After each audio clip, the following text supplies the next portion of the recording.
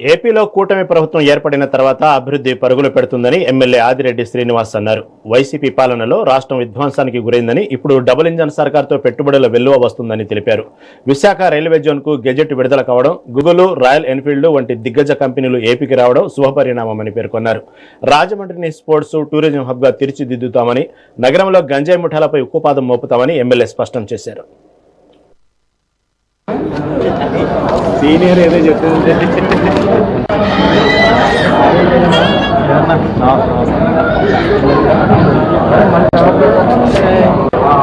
నా ఫోన్ ఏది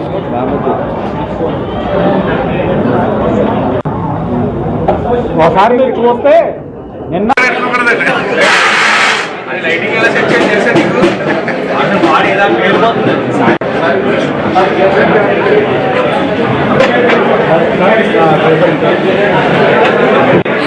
ముప్పై వార్డు షేక్ నాసిమా గారు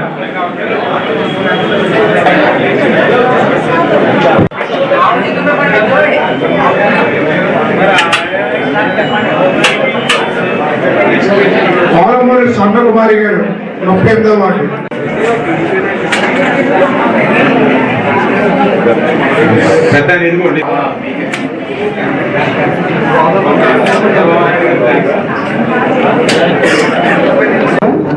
డబుల్ ఇంజన్ సర్కార్కి ఇదొక్కటి చాలు సమాధానం.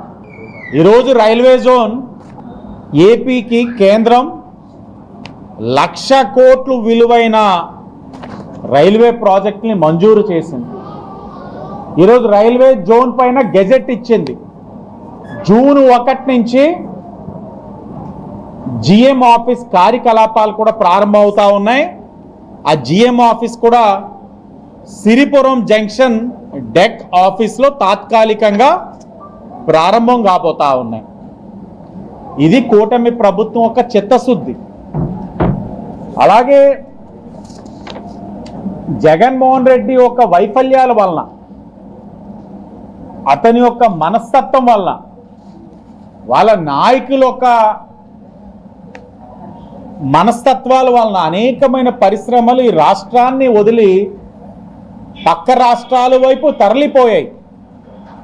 మరలా కూటమి వచ్చిన తర్వాత నమ్మకం, విశ్వాసంతో ఈ రాష్ట్రానికి వస్తున్నాయి. మీరు విశాఖపట్నంలో ఏం జరుగుతుందో చూస్తున్నారు. డబుల్ ఇంజన్ సర్కార్కి ఇదొక్కటి చాలు సమాధానం. ఈరోజు రైల్వే జోన్ ఏపీకి